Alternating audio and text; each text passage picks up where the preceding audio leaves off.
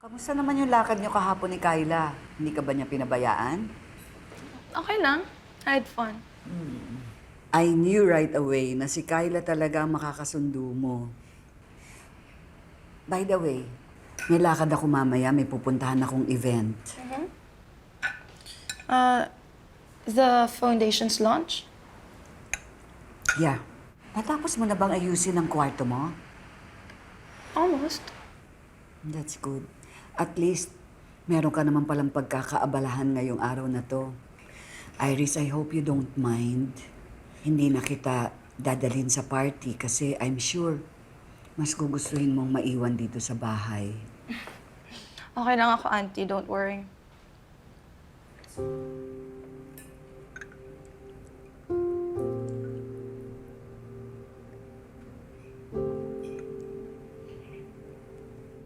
Hello? Nasaan ka? Eto, kasamang dad. Bakit? Ready ka na sa lunch mamaya? Yeah, dediretso na ako doon, di ba? Paano si Kyla? Pakisabay na lang sa'yo, Violet. No! Hindi siya sasabay sa akin. Ang anak mong... Either isasama mo siya o wala kang kasamang pamilya sa launch mamaya. Mamili ka. Ano? Have you decided yet?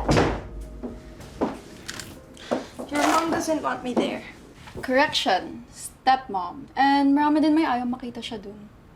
I don't like family drama. Magkakadrama if you let her affect you.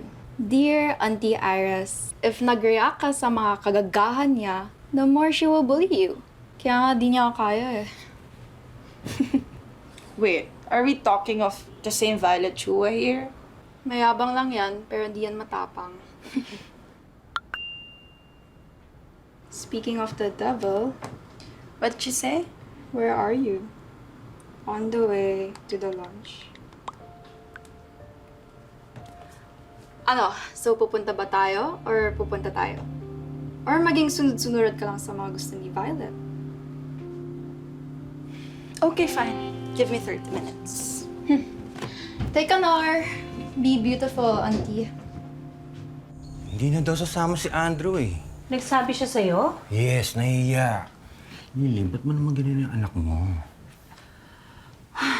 Just because ayaw umattend ng anak natin sa family event, siyang masusunod? Isn't it obvious na masama ang loob niya sa'yo? I just want him to be his best self. Lily, masyado ka nang mahigpit sa kanila. Ako na naman ang mali. Just because gusto ko silang lumaki na maayos? Kaso sinasakal mo na sila eh. At least hindi ako nagpapabaya. Ginagabayan ko pa rin sila. And it works dahil ganito ako pinalaki ng papa ko.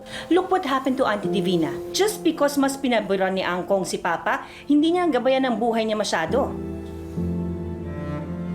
Hindi naging mabuti ang relasyon ni Papa at ni Auntie Divina dahil hindi sumusunod si Auntie kay Angkong. Hanggang sa mamatay si Papa, alam kong masama ang loob nila sa isa't isa.